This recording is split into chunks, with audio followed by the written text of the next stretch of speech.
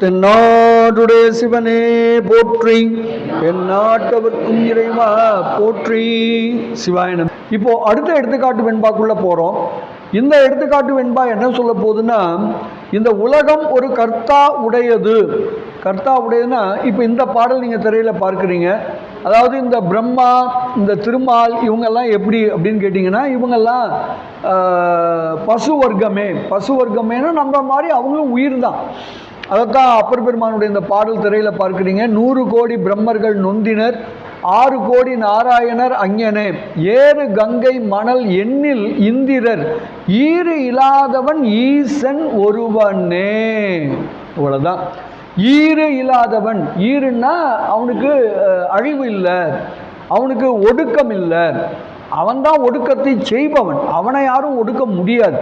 அப்படி ஈரே இல்லாதவன் ஈசன் சிவபெருமான் மட்டும்தான். மற்றவங்கெல்லாம் ஒடுங்கியிருக்காங்க. மற்றவங்கெல்லாம் எத்தனையோ பேர். பிரம்மான்னு நீங்கள் நினைக்கிறது ஒரே ஒரு பிரம்மா கிடையாது. இது வரைக்கும் 100 கோடி பிரம்மர்கள் வந்தாங்க போனாங்கன்றாரு. வந்தார்கள் சென்றார்கள். 100 கோடி பிரம்மா. பிரம்மாங்கிறது ஒரு பதவி. அந்த பதவிக்கு யார் வேண்டுமானாலும் போகலாம். நீங்களும் நானும் ஆசைப்பட்டா, பெருமான்கிட்ட நம்ம அந்த வேண்டுகோள் வைத்தா, நமக்கு அந்த தகுதி இருக்கும் பொழுது கண்டிப்பாக அது நமக்கு தரப்படும். எனவே அது ஒரு பதவி தான் பிரம்மா. அதே மாதிரி திருமால் 6 கோடி நாராயணர் அங்கனே. அது மாதிரி எத்தனையோ கோடி கோடி கோடி திருமால்கள் வந்தார்கள் போனார்கள். இந்திரர்கள்லாம் கங்கை மணலை கூட எண்ணிடலாம். ஆனால் இந்திரர் எத்தனை இந்திரர்கள் இருந்தாங்க? தேவேந்திரன் சொல்கிறோமே, அவங்க எத்தனை பேர் இந்திரன் இருந்தான்னு சொல்ல முடியாது. ஆனால் ஈறு இல்லாத ஒரே ஒருவன் எவன்னா அவன் ஈசன் மட்டுமே என்று அப்பர் பெருமானுடைய அந்த பாடல் மூலமாக நாம் அறிந்து கொள்கிறோம். எனவே அதனால தான் கடவுளில் பார்த்திங்கன்னா, தாய்மிலி தந்தையிலின்னு சொல்கிறது சிவபெருமான் மட்டும்தான். பிறப்பிலி என்று சொல்லுவது சிவபெருமான் மட்டும்தான். மற்றவர்கள் எல்லாத்துக்கும் பிறப்பு உண்டு. சொல்கிற திருமால் கூட 10 அவதாரம் எடுத்தார்கள்லாம் நம்ம பார்க்குறோம்.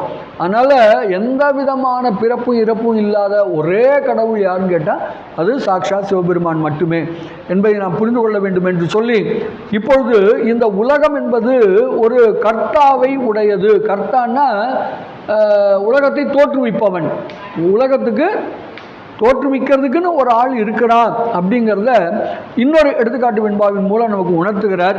இப்போது நம்ம முதல் நூற்பால 2வது கூறில் இருக்கிறோம். அது மறந்துடாங்க. தோற்றிய திதியே ஒடுங்கி மலர்த்து உள்ளதாம் அந்த கூறுக்குள்ளே இருக்கிறோம். அதில் ஒரு எடுத்துக்காட்டு வெண்பா பார்க்க போகிறோம். திரையில் பார்க்குறீங்க. யார் படிக்க போகிறா?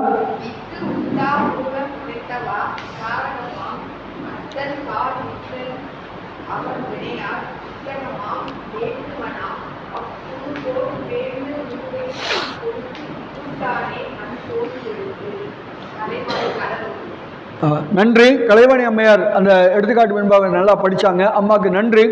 இந்த எடுத்துக்காட்டு வெண்பாவை நம்ம எப்படி கொண்டு கூட்டி படிக்கணுங்கிறது அந்த பிளாக் கலரில் காமிச்சிருக்கிறோம். அதுதான் கொண்டு கூட்டி படிக்க வேண்டியது. இப்போது இது என்ன சொல்லுது அப்படின்னு கேட்டிங்கன்னா, இப்போ ஒரு விதை இருக்குது. விதையை விதைச்சாச்சு. அது எப்போ முளைக்கும்? சரி, தண்ணிலாம் விடுறோம். அது என்ன ஆகணும்? மண் அது எப்போ நினைக்குதோ அப்போ தான் என்ன ஆகும்? அந்த முளை விடும். இடத்துல மண்ணுன்றது வெறும் மண்ணை மட்டும் நம்ம சொல்லலை. அதுக்கு நீங்கள் ஈரம், அப்போது அதுக்கு தண்ணி. அப்போது மண் குளிர்ந்தால் விதை என்ன பண்ணும்? முளை விடும். இவ்வளோதாங்க. அதுபோல இப்போ எது முளை விடும்? விதை. அப்போ விதை நினைச்சா அது முளை விட வேண்டியதுன்னு.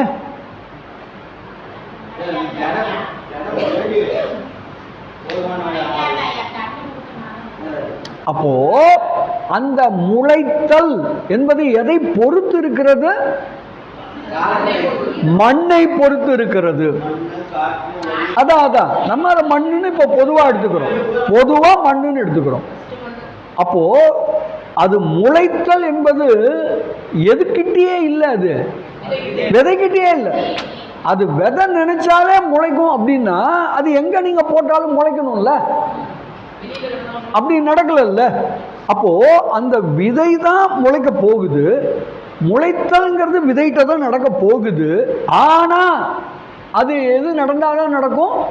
மண்ணு குளிர்ந்தால்தான் நடக்கும். இந்த மண்ணுக்கும் விதைக்கும் உள்ள உறவு என்ன? மண்ணுக்கும் விதைக்கும் என்ன உறவு, என்ன தொடர்பு? சாதாரணமா முதல்ல பேசுங்க, ஏன் சிவத்துக்கிட்ட போறீங்க? முதல்ல நீங்க உலக நடப்புல சொல்லுங்க. விதைக்கும் மண்ணுக்கும் என்ன தொடர்பு, என்ன உறவு? விதை இருக்கிறதுக்கு இடம் மண்ணு. மண்ணு தான் விதை என்ன பண்ணுது, தாங்குது. அப்போ மண்ணு தான் விதைக்கு என்னவா இருக்கு, ஆதாரமாய் இருக்கிறது. மண் என்ற ஒன்று இல்லாவிடில் விதை எப்படி முளைக்கும்? அப்போ இதெல்லாம் நம்ம புரிஞ்சுக்கணும். இதெல்லாம் புரிஞ்சுக்கிட்டா நம்ம அடுத்து என்ன சொல்ல போறாங்கிறது நமக்கு விளங்கும். இப்போ நம்ம என்ன பேசுறோம், உலகம் என்பது ஒரு கர்த்தாவுடையதுன்னு விளக்க போறோம். அதுதான் இவ்வளோ பேசிட்டு இருக்கோம். இப்போ யோசிச்சு பாருங்க, விதையின் ஆதாரமா இருக்கக்கூடிய மண்ணு எப்ப குளிர்கிறதோ அப்பதான் அந்த விதை என்ன பண்ணுது, முளை விடுகிறது, முளைக்கிறது. அதுபோல தாரகமாம், தாரகம் என்றால் ஆதாரம் என்பது பொருள். தாரகம் அந்த சொல்லுக்கு என்ன பொருள், ஆதாரம், பேஸ். தாரகம் எதுக்கு தாரகம்? உலகத்திற்கு, எல்லாத்துக்குமே அதான் தாரகம். உலகத்துக்கு மட்டும் இல்லை, நமக்கும் அவன் தான். எல்லாத்துக்கும் ஆதாரமாக இருக்கக்கூடிய அத்தன் தாள். அத்தன்னா தலைவன், அப்பன். அது தாள்னா திருவடி, திருவடினா திருவருள். திருவருள் தான் என்னது, எல்லாத்துக்கும் ஆதாரம். அப்போ அந்த ஆதாரத்தில் பெருமானோட திருவடியில, திருவருள்ல இருக்கக்கூடியது எது? அதுதான் இந்த மாயை, இந்த உலகம். இது எப்படி வருது? இப்போ மண்ணு குளிர்ந்தா விதை முளைவிடும், ஒத்துக்கலாமா? மண்ணு குளிர்ந்தால் விதை முளைவிடும். விதை தான் முளைக்க போகுது. ஆனால் அது எல்லாமே அதை மட்டும் சார்ந்து இல்லை. அது எதை சார்ந்து இருக்கிறது? அதோட ஆதாரமாக இருக்கக்கூட மண்ணை பொறுத்து இருக்கிறது. சரி, இப்போ மண்ணு விரும்பியது, மண்ணு குளிர்ந்து போயிடுச்சு. இப்போ அது முளைக்க போகுது. அது என்னவாக முளைக்கும்? என்ன விதை போட்டீங்களோ அதான் முளைக்கும். என்னமோ ஒன்று சொல்லுவீங்களேன்னா, அவரையை போட்டா என்னது? அப்போ நீங்க எதை விதைக்கிறீங்களோ அதுதான் முளைக்கும். அதுபோல இங்க இந்த உலகம் வரப்போகுது. உலகம் உண்மையில் எதிலிருந்து முளைக்குது? உண்மையிலே உலகம் எங்கேருந்து முளைக்குது? மாயிலிருந்து முளைக்குது. உண்மையிலே அங்க நம்ம பார்த்த எடுத்துக்காட்டுல எது முளைக்கும்? எது முளைக்கும்? இல்ல, நம்ம பார்த்த எடுத்துக்காட்டு விதை முளைக்கும். ஆனா விதை முளைக்கிறது எதை பொறுத்து இருக்குன்னு சொல்றோம்? மண்ணை பொறுத்து. அதுபோல இங்கே மாயிலிருந்து தான் உலகம் வருது. ஆனா அதுக்கு யார் நினைக்கணும்? அந்த மாயைக்கே ஆதாரமாய் இருக்கிற அத்தன் நினைக்கணும். பெருமான் நினைத்த பொழுது, பெருமான் சங்கல்பத்தால் உலகம் வரும். எங்கிருந்து வரும்? மாயையிலிருந்து வரும். இவ்வளவுதாங்க கதை. முளைக்க போறது விதை. ஆனா அது எதை பொறுத்து இருக்கிறது? மண்ணை பொறுத்து இருக்கிறது. மண்ணுக்கும் விதைக்கும் உள்ள உறவு ஆதாரம். அப்போ விதைக்கு ஆதாரமாக இருக்கிற மண் எப்பொழுது நினைக்கிறதோ, மண் எப்பொழுது குளிர்கிறதோ அப்பொழுதுதான் விதை முளைக்கும். அதுபோல உலகம் எங்கிருந்து தோன்ற போகிறது? மாயிலிருந்து தான் தோன்ற போகிறது. ஆனால் அது எப்பொழுது நடக்கும்? மாயைக்கே ஆதாரமாக இருக்கிற அத்தன் எப்பொழுது நினைக்கிறானோ அப்பொழுது. ஆனால் முளைப்பது எங்கிருந்து தான்? மாயையிலிருந்து தான். உலகம் முளைப்பது மாயையிலிருந்து தான். சரி, அங்கே விதை என்ன விதை விதைத்தீர்களோ அதுதான் முளைக்கிறது. அதுபோல இங்கே உலகம் என்பதும் உடல் என்பதும் எப்படி வரும்? அவரவர்கள் வினைக்கு ஏற்ப, அவர் வினையால். நான் செஞ்ச வினைக்கு எனக்கு எரும மாடு தான் உடலா வரணும்னு இருந்தா கண்டிப்பா நான் எந்த உடல் தான் பெற முடியும்? எரும மாடு உடல் தான் பெற முடியும், வேற வழி இல்லை. அவரவர்கள் வினைக்கு தகுந்த மாதிரி தான் உடல். நீங்க எதை விதைச்சீங்களோ அதானே முளைக்க முடியும். வினை என்பது யார் செஞ்சது? நான் செஞ்சது. அப்ப நானே விரும்பி செஞ்ச வினைக்கு ஏற்பதானங்க எனக்கு உடல் கிடைக்க முடியும். அதான் அவர் வினையால். வித்தகமாம். வித்தகம்னா அவரவர்கள் செய்த வினைக்கு ஏற்ப மயக்கத்தை தரக்கூடிய அனைத்தும். வித்தகம்னா ஒரு எக்ஸ்பர்டைஸ். வித்தகம் அப்படின்னா பொதுவாக ஒரு எக்ஸ்பர்டைஸ், ஒரு திறமை. அப்படிப்பட்ட திறமை உடையவனாக கடவுள் இருக்கான். அதனால் அவன் என்ன பண்ணுறான், அந்த மாயையிலிருந்து மயக்கத்தை தரக்கூடிய உலகத்தை, உடம்ப எல்லாத்தையும் எனக்கு கொடுக்குறான். இவ்வளோதாங்க கதை. இல்லை ஏதேனும் ஐயப்பாடுகள்? என்ன அழகான எடுத்துக்காட்டு பாருங்கள். அந்த விதை, முளை, மண், இதை வச்சு எவ்வளோ அழகாக விளக்குறாங்க பாருங்கள் கருத்து. சரி, இப்போ இதே மாதிரி இன்னொரு பாட்டு இருக்கு. இப்போ எனக்கு என்ன உடல் தரப்போகிறார் கடவுள், எனக்கு என்ன உடல் கொடுப்பார்? இவ்வளோதாங்க கதை. அடுத்த கேள்வி அதான். கடவுள் இப்போ இந்த பிறவியில் மனுஷன் உடம்பு கொடுத்துட்டாரு, அடுத்த பிறவியில் எனக்கு என்ன உடம்பு கொடுப்பாரு இல்லையா? அந்த கேள்விக்கு பதில் தான் இப்போ நம்ம பார்க்க போகிறோம். என்ன பதில்னா, வேட்டுவனாம். வேட்டுவனாம் அப்படிங்கிறது என்னன்னா, அது ஒரு விதமான குளவி. வேட்டுவனாம்ங்கிறது அது ஒரு குளவி. அந்த குளவி ஆக வேண்டும் என்று அந்த புழு ஆசைப்படுகிறது. என்னது? புழு ஆசைப்படுது. என்ன ஆகணும்னு ஆசைப்படுது? குளவி ஆகணும்னு ஆசைப்படுது. அதனால அந்த புழுக்கு அந்த உருவத்தை யார் கொடுக்குறா? அந்த புழுவோட தாய் கொடுக்குது. இந்த புழுவோட தாய், புழுவோட அம்மா என்ன பண்ணுது, அந்த புழுக்கு வேட்டுவனாம், வேட்டுவன் என்று சொல்லக்கூடிய அந்த குளவி உடலை தருகிறது. ஏன் தருது? ஏன்னா அந்த குழந்தை அப்படி ஆசைப்பட்டுச்சு, கொடுக்குறாங்க. அம்மா என்ன பண்ணுறா, குழந்தை எதை எதிர்பார்க்குதோ, எதை விரும்புதோ அதை அம்மா கொடுக்குறா. அவ்வளோதான். அதான் இங்கே நீங்கள் புரிஞ்சிக்க வேண்டியது. வேட்டுவனாம். வேட்டுவனா அது ஒரு பர்டிகுலர் டைப் ஆஃப் குளவி.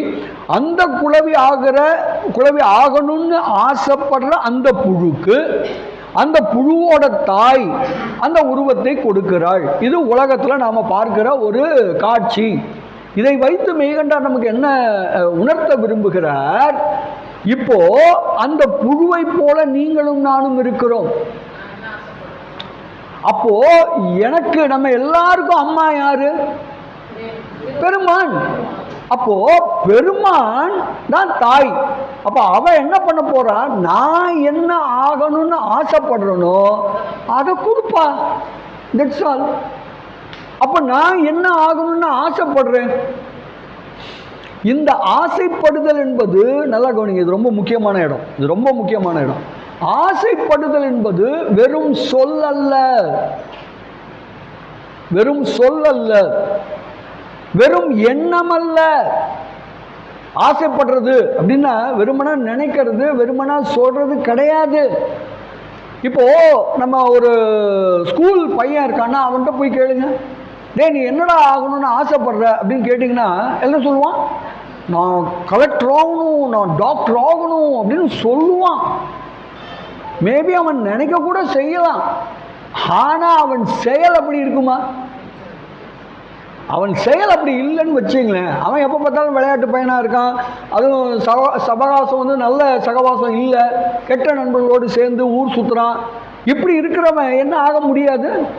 அவன் டாக்டராகவோ கலெக்டராகவோ ஆக முடியாது. இல்லையா? அவன் ஆசைப்பட்டானே, அவன் ஆசைப்பட்டானே. அப்போ அது என்ன இல்லை? அது உண்மையான ஆசை இல்லை. நல்லா கவனிங்க, அது உண்மையான ஆசை இல்லை.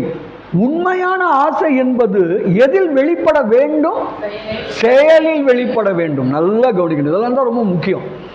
அப்போ உங்கள் சொல், உங்கள் எண்ணம் அது வேற இருக்கலாம், ஆனா அது என்னவா மாறணும்?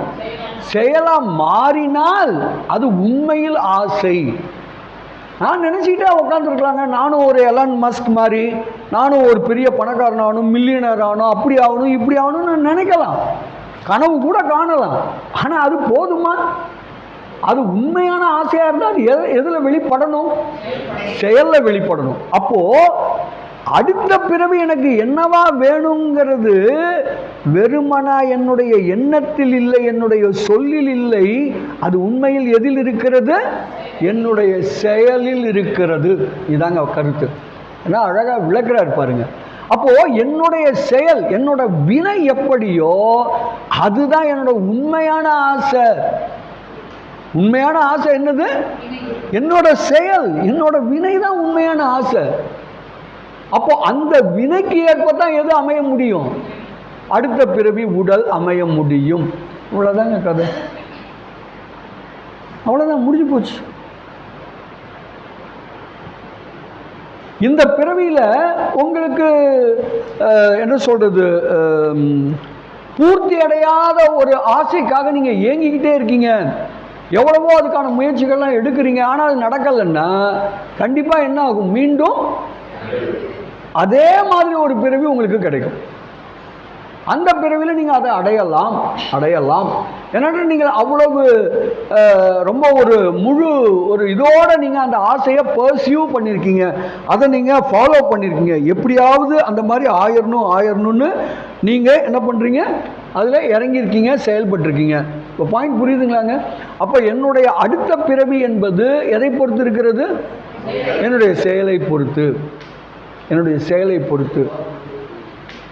அதனால தான் பெரியவங்களாம் என்ன தெரியுமா ஆசைப்பட்டாங்க, எப்பா சாகும்போதாவது நான் என்ன பண்ணணும், உன் பேரை சொல்லிக்கிட்டே உன் நினப்புலையே சாகணுன்றான்னு. ஏன்னா உங்களுக்கு எது நிறைவேறாத ஆசையாக இருக்கிறதோ அது உங்கள் மரண நேரத்தில் உங்களிடம் வரும். நல்லா கவனிங்க.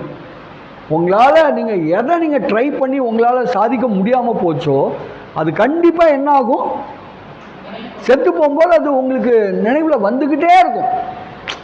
உதாரணமாக பையனோ பொண்ணோ நம்ம நினச்ச மாதிரி இல்லை, அவங்க எங்கேயோ பாரியில் போய் உக்காந்துட்டாங்க, கடைசி வரைக்கும் வரல, நம்ம ஒரே வருடத்தில் உக்காந்துருக்கோம். இவ்வளோ ஆசையாக அப்படி ஊட்டி வளர்த்தோம், அப்படி பண்ணோம், இப்படி பண்ணோம், கொஞ்சம் கூட இது இல்லையே, அடுத்த பிறவிலையாவது நாங்கள் 2 பேரும் ஒன்றா சேரக்கூடாதா, அந்த பையன் என்னோடையே இருக்கக்கூடாதா, இப்படிலாம் நான் நினச்சேன்னு வச்சுங்களேன்.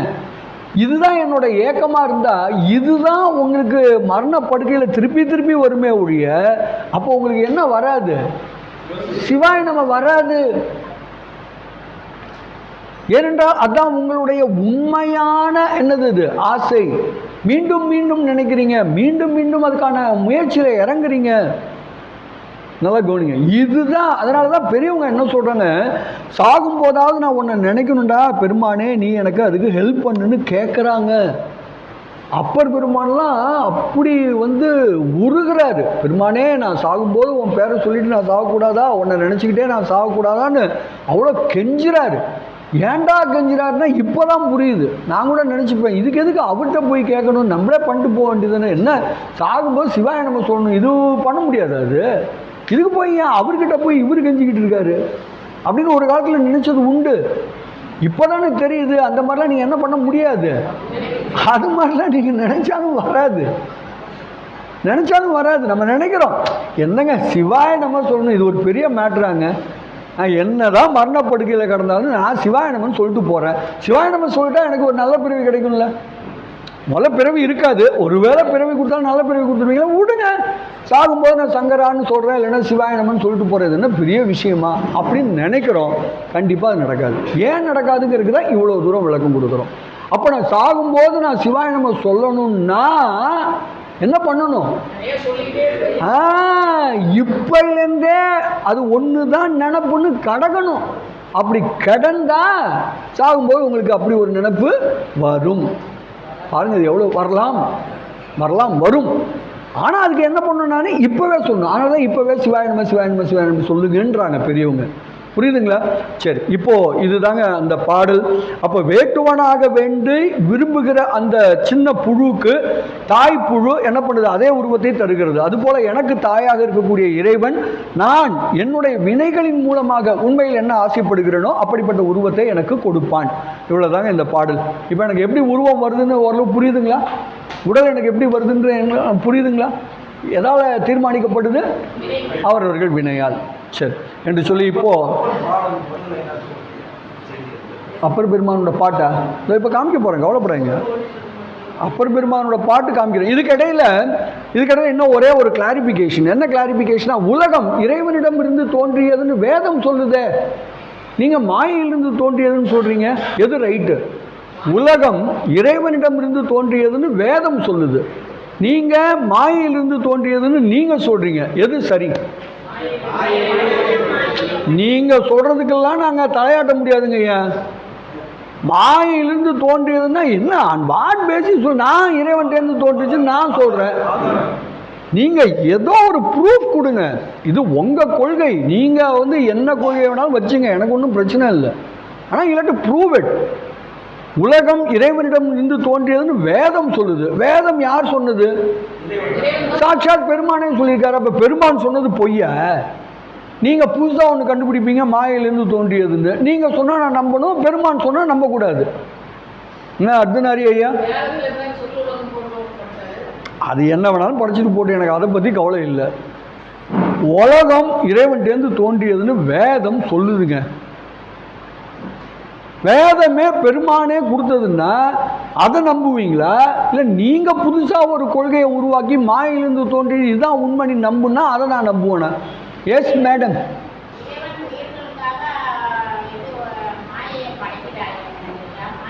மாயையை படைக்கிறாரா?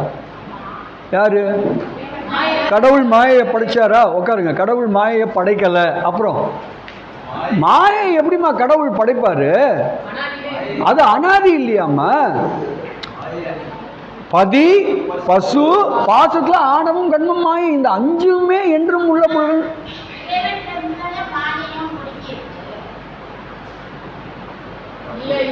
எல்லாமே இறைவன்ட்ட ஒடுங்குது. சரி, அதனால அதைத்தாமா நானும் சொல்றேன். அது உங்க கொள்கைங்கிறேன்.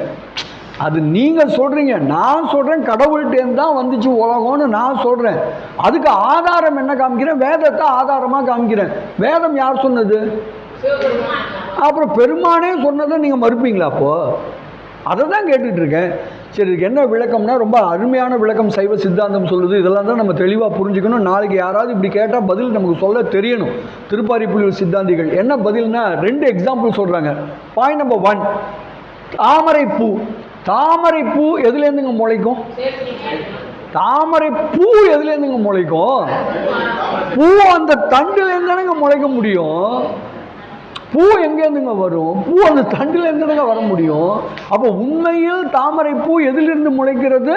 அந்த தண்டிலிருந்து முளைக்கிறது. ஆனால் நம்ம உலக வழக்கில் நாம் என்ன சொல்கிறோம்? சேற்றில் முளைத்த செந்தாமரைன்னு சொல்கிறோமா இல்லையா? அப்போ சேத்துலையா முளைக்குது? சேத்துல முளைக்குதுன்னா வாங்கண்டோ, இங்கே ஒரு சேரு நான் உருவாக்கி கொடுக்குறேன், நீங்கள் இதுலேருந்து முளைக்க வைங்க பார்க்கலாம். அப்போது உண்மையில் முளைத்தல் என்பது அந்த தண்டிலிருந்து வருகிறது. ஆனால் நாம் என்ன சொல்லுகிறோம்? சேற்றிலிருந்து முளைக்கிறதுன்னு சொல்கிறோம். என்ன காரணம் என்றால் அந்த தண்டுக்கே சேரு தான் என்னவா இருக்கு? ஆதாரமாக இருக்கிறது. அதுதான் பேஸு. அதனால் தண்டிலேருந்து தான் தாமரை வருது. ஆனால் நான் என்ன சொல்கிறேன்? அதுக்கும் ஆதாரமாக இருக்கிற சேற்றிலிருந்து தாமரை முளைக்கிறது அப்படின்னு சொல்கிறேன். சேற்றில் முளைக்கும் செந்தாமரைங்கிறது உலக வழக்கம். அதே மாதிரி விவசாயிகள் இப்போ அந்த காலத்துலலாம் எப்படி பேசிகிட்டு இருப்பாங்க? ஏப்பா அந்த ஆலமரத்துக்கு தெற்க அது ஒரு 3 காணி வச்சுருந்தில்ல, அது எப்படி விளைச்சல் எப்படி இருந்தது அப்படின்னா, வயல் நல்லா விளைஞ்சிச்சுப்பா, ரொம்ப வருஷம் கழித்து இந்த தடவை தான் வயல் நல்லா விளைஞ்சிச்சுப்பா, ஏதோ பெருமான் புண்ணியம் நல்லா விளைஞ்சிச்சுப்பா வயல் அப்படின்னு சொல்கிறாங்க விவசாயிகள். இப்போது விளைஞ்சது நெல்லா வயலா? ஏங்க என்ன பயிர் போட்டிங்களோ அதானுங்க விளையும். அப்போ அவர் என்னங்க சொல்லியிருக்கணும் அந்த விவசாயி? நிலம்னு ஏன் சொல்கிறீங்க மறுபடியும்? நெல் நல்லா விளைஞ்சது, நெல் எனக்கு 30 மூட்டை கிடச்சிது, 50 மூட்டை கிடச்சின்னு அப்படி தானேங்க சொல்லணும். ஏங்க வயல் விளைஞ்சிச்சு, நிலம் விளைஞ்சிச்சுன்னு ஏங்க சொல்கிறீங்க? அவ்வளோதான். அப்போ நெல்லுக்கே ஆதாரமாய் அந்த நிலம் இருப்பதால், வயல் இருப்பதால் வயல் விளைந்தது என்று சொல்லுகிறீர்கள். அதுபோல மாயையிலிருந்து தான் உலகம் தோன்றுகிறது, தோற்றுவிக்கப்படுகிறது. ஆனால் மாயைக்கே கடவுள் ஆதாரமாய் இருப்பதால் கடவுளிடமிருந்து உலகம் தோன்றுவதாக வேதங்கள் சொல்லுகின்றன. வேதம் சொன்னதில் தப்பு கிடையாது, நாம் புரிஞ்சுக்கிறதுல தான் தப்பு இருக்குது. கடவுளே உலகமாக மாறிட்டாருன்னு சொல்கிறது தப்பு. கடவுள் மாயிலிருந்து உலகை படைத்தாருங்கிறத நீங்கள் புரிஞ்சுக்கணும். சேத்துலேருந்து தாமரை முளைக்குமா? முளைக்காது, தண்டுலேருந்து தான் முளைக்கும். அப்போ ஏன் சேத்துல முளைச்சதா சொல்கிறீங்க? தண்டுக்கே அது ஆதாரமாக இருக்குது. எது விளைந்தது? நெல் தான் விளையுது. அப்போ ஏன் நீங்கள் வயல் விளைந்ததுன்னு சொன்னீங்க? நெல்லுக்கே அது ஆதாரமாக இருக்கிறது. அப்போ உலகம் மாயிலிருந்து தோன்றியிருந்தான்னு சொல்லணும். ஏன் கடவுளிடமிருந்து தோன்றியதுன்னு சொன்னீங்க? ஏனென்றால் மாயைக்கே கடவுள் ஆதாரமாக இருக்கிறார். இவ்வளோதாங்க இதுக்கு விளக்கம். Any doubt so for? ஒன்றும் இல்லை. சரி, இப்போது அடுத்த கருத்துக்கு போகிறோம். இந்த உலகம் இறைவனிடமிருந்து தோன்றியதுன்னு வேதம் சொல்லியிருந்தா கூட உண்மையை நம்ம நல்லா புரிஞ்சுக்கணும். உலகம் என்பது ஜடம், இறைவன் என்பவன் சித்துப்பொருள். அப்போ நம்ம ஏற்கனவே அடிப்படை வகுப்பில் படித்தோமே, ஞாபகம் இருக்கா? என்ன படித்தோம்? ஜடம் ஜடத்திலிருந்து தான் தோன்றும், அது சித்திலிருந்து தோன்றவே முடியாது. அப்போ ஜடம் ஜடப்பொருளாக இருக்கிற மாயையிலிருந்து தான் தோன்ற முடியுமே ஒழிய ஜடமாக இருக்கிற உலகம் சித்தாக இருக்கிற பெருமானிடமிருந்து தோன்ற முடியாது. இதுக்கெல்லாம் நம்ம நிறைய அப்ஜெக்ஷன் சொன்னாங்க.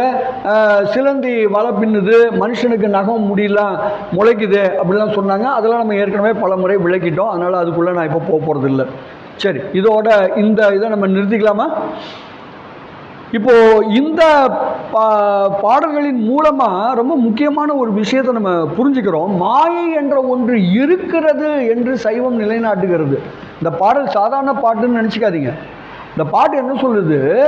உலகம் எங்கேருந்து வருது? மாயையிலிருந்து வருகிறது. அப்போ மாயை என்ற ஒன்று இருக்கிறது என்று சொல்லுகிறது. சிலர் சொல்லுவது போல மாயை அனிர்வசனீயம் என்று சைவம் சொல்லுவதில்லை. சிலர்னா யாரு? மாயாவாதி, ஏகான்மவாதி, ஆதிசங்கரருடைய அந்த கொள்கை என்ன சொல்லுது? மாயை என்பது அனிர்வசனீயம்.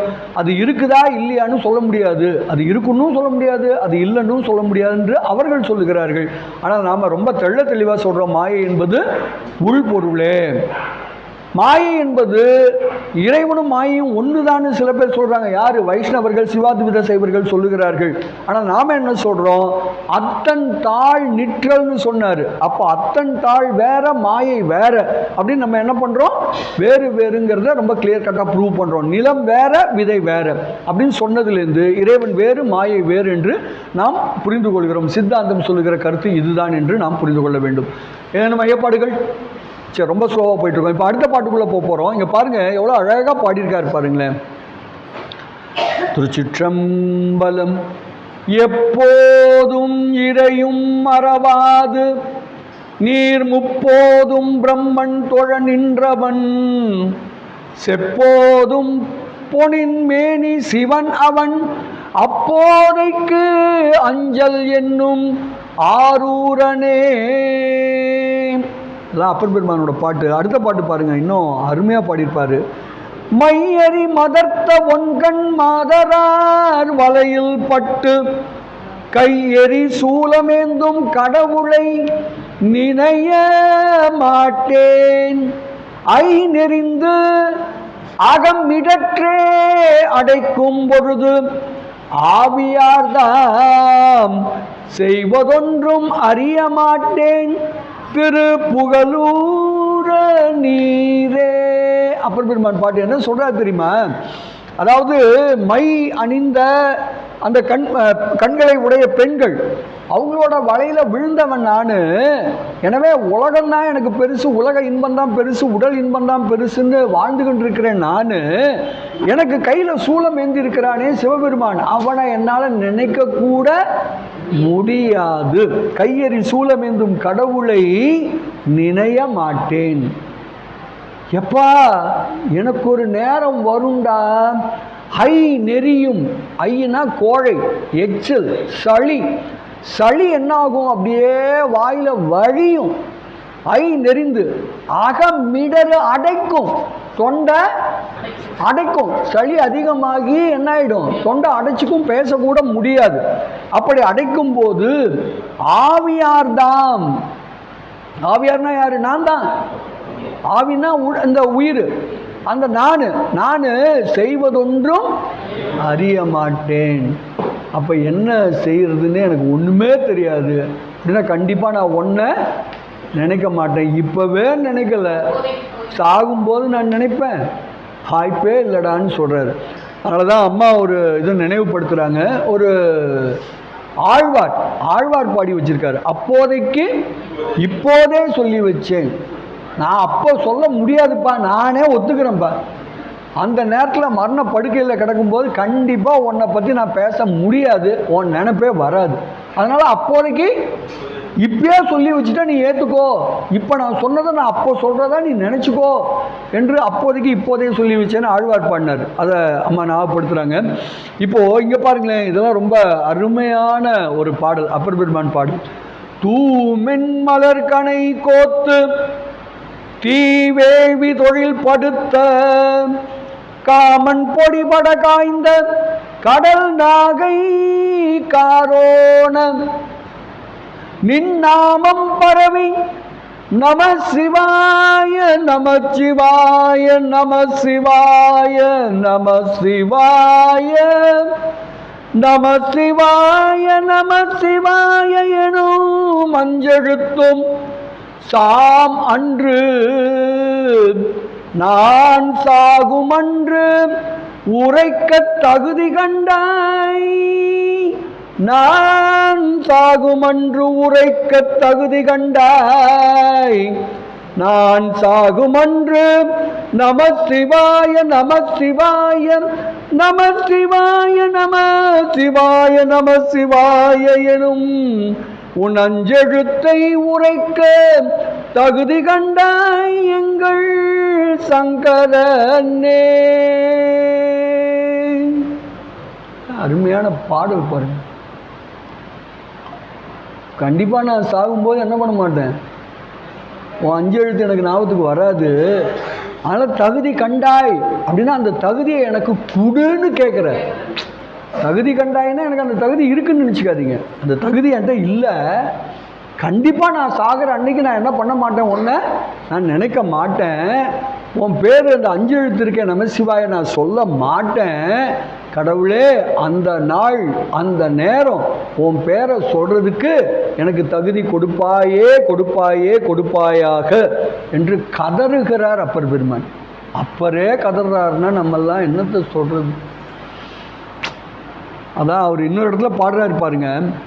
அங்கத்தை மண்ணு காக்கி ஆர்வத்தை உனக்கே தந்து, அங்கத்தை மண்ணு காக்கி ஆர்வத்தை உனக்கே தந்து, பங்கத்தை போகமாற்றி பாவித்தேன் பரமா, பங்கத்தை போகமாற்றி பாவித்தேன் பரமா, நின்னை பாவித்தேன் பரமாம் சங்கு ஒத்த மேனி செல்வா பரமாம், சாதல் நாள் சாகும் நாள் நாயேன் உன்னை எங்குற்றாய் என்றபோது, நாயேன் சாகும் நாளன்று உன்னை எங்குற்றாய் பெருமானே, நீ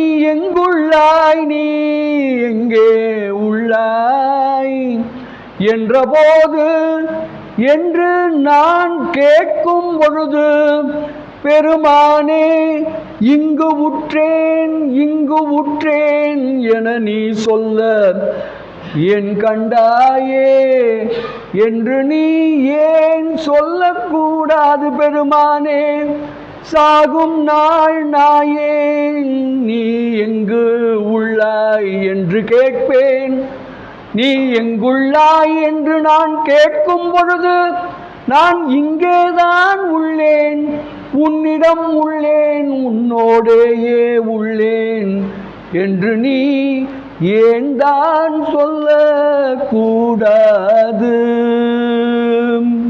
சிவா, என்ன அருமையான பாடல் பாருங்களேன். சாகிற அன்னைக்கு கண்டிப்பாக நான் என்ன பண்ண முடியாது, ஒன்றும் நினைக்க மாட்டேன். ஒருவேளை எனக்கு ரொம்ப பயம் வந்துடுச்சுன்னா, நீ எங்கே இருக்கேன்னு நான் கேட்டால், நான் இங்கே தாண்டா இருக்கேன், உன்னோட தாண்டா இருக்கேன் என்று நீ எனக்கு அஞ்சேன்னு சொல்ல மாட்டாயா என்று நீ சொல்லக்கூடாதா என்று கேட்கிற அதி அற்புதமான பாடல்கள். இதெல்லாம் எதை காட்டுது அப்படின்னீங்கன்னா, நீங்கள் சாகும் பொழுது எதை நினைத்து சாகிறீர்களோ அதைத்தான் நீங்கள் மிகவும் அதிகமாக விரும்புகிறீர்கள் என்பது பொருள். சாகும் பொழுது எதை நினைத்து கொண்டு சாகிறோமோ அதை நான் அதிகமாக விரும்புகிறேன் என்பது பொருள். அதனால தான் இவங்கெல்லாம் வருத்தப்படுறாங்க. சாகும்போது நான் உன்னை நினைக்க மாட்டேன்ப்பா, என்னால் நினைக்க முடியாதுப்பா, ஏன்னா நான் எப்படிப்பட்ட ஆள், நான் ரொம்ப எளியவன், நான் இந்த பெண்களோடு கிடந்தவன், நான் இந்த உலக இன்பத்தில் கிடந்தவன், உடல் இன்பத்தில் கிடந்தவன், கண்டிப்பாக உன்னை அந்த நேரத்தில் உன்னை நான் நினச்சி பார்க்க மாட்டேன், எனக்கு என் மனைவி, என் மக்கள், இதுதான் எனக்கு நினைவுக்கு வரும். நீ எப்படி நினைவுக்கு வருவாய்? அதனால் அந்த நேரத்திலும் நான் உன் பேர் சொல்லணும்னா, நம்ம சிவாய சொல்லணும்னா, அதுக்கு நீ என்னை தகுதி ஆக்க வேண்டும் என்று கேட்கிறார் அப்பர் பெருமான். ரொம்ப பயந்து போய் நீ எங்கடா இருக்க அப்படின்னு நான் கேட்பேன், பயத்தில் கேட்பேன். நான் இங்கே தாண்டா இருக்கேன், உன்னோட தாண்டா இருக்கேன், ஏண்டா பயப்படுறேன்னு நீ அன்றைக்கி சொல்லக்கூடாதா என்று கேட்குற அந்த பாடல் பாருங்கள், எவ்வளோ அருமையான பாடல்கள் பாருங்கள். இதெல்லாம் நம்ம என்ன பண்ணணும்னா, ஏற்கனவே உங்களுக்கு சொல்லியிருக்கேன், எனக்கு நேரம் தான் ஓடிக்கிட்டே இருக்குது. அதாவது எப்பயுமே என்ன பண்ணணும், இந்த மாதிரியான பாடல்களெல்லாம் தொகுத்து வச்சுக்கணும். நீங்கள் நம்ம அடிக்கடி வகுப்பில் நான் சொல்கிறது தான், அந்த காலத்தில் ஒளியும் வெள்ளிக்கிழமை போடுவாங்கள்ல, அப்போல்லாம் பார்த்தீங்கன்னா சில சமயம் இந்த மாதிரி மழை காலத்தில் பார்த்தீங்கன்னா ஒரு நாள் ஃபுல்லாக வெறும் மழை பாட்டாக போடுவாங்க.